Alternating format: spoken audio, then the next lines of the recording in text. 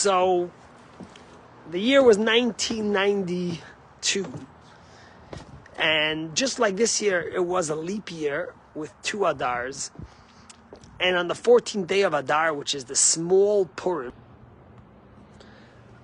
on the 14th day of Adar, which is Adar 1, which is called Purim Katan, the small Purim, the Lubavitcher Rebbe, blessed memory, handed out a Chassidic discourse, a booklet, to thousands of Chassidim, men, women, children. And attached, of course, with the booklet was dollars to give to charity. But the Chassidic discourse was the last thing we received from the Rebbe. And many Chassidim believed that this was the Rebbe's spiritual will that he was bequeathing to his Chassidim before he got ill and later passed. And the Chassidic discourse is actually connected to Purim, but it's connected to this week's Torah portion.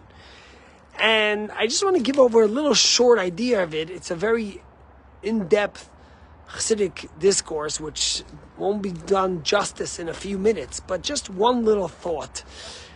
The Chassidic discourse starts with the verse Ve'ata tetzaveh, which is the first verse of this week's Torah portion, that you, Moses, will command the Jewish people, and they shall take to you shemen zayis zach, pure olive oil, kasis lamor, crushed to illuminate, lahalis ner tamet, to illuminate in the temple, of course, every day the menorah was lit.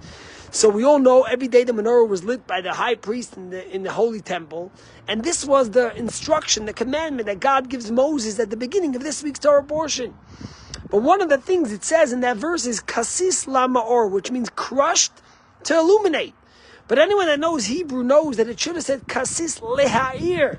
It should have said crushed to light. You crushed the olive oil, and the tradition was that you only took the first drop of the olive, which was pure olive oil. You didn't take all the oil, just the beginning of it, which made it special for the menorah. But why does he use the word kasis lamaor, which means crushed, not just to illuminate, but to the source of the light?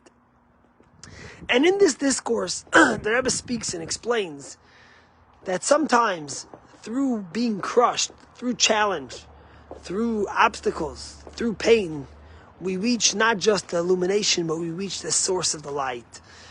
And the Rebbe was saying that through exile and through the challenges that the Jewish people have had, it allowed us to rise to occasions we were never able to rise, and to reach the source of the light of God. And I think about this a lot, because in the discourse, the Rebbe continues and says that although this could happen through sacrifice, through struggle, through challenge, the Rebbe says in our days it could even happen through an abundance of materialism and overcoming that test, that we have so much materialism and so much things that are offered and given to us, and when we overcome it and stay true to who we are and to our goal and to our purpose in life and our spirituality, we reach that same place as if through the sacrifice. But it makes me think about it now as we are in the war since October 7th. It's almost 4 months. And today in the morning in Shul, we had a visitor from Israel who comes to visit his parents who live here in Brookline. He comes every few months. And after davening, I asked him to say a few words to share his experience of what's going on in Israel. And he started crying. It was hard for him to speak. But he said, if I had to sum it up in one day, in one word, it's unity. He says, Rabbi, and he told everyone in Shul that you don't understand, although there's challenges, although there's people that make you want to feel that there's fighting in Israel and that there's friction, the unity, the sense of community that you feel on the streets, the way each Jew feels they belong and are committed and are there for another Jew, is remarkable and is really the essence of what this has shown us. And he says it's so painful and it's so dark, and he was choking up, but yet in that darkness we've seen the greatest light. And it made me think about this when I was studying this Chassidic discourse that the Rebbe left us, the last thing that the Rebbe left to us.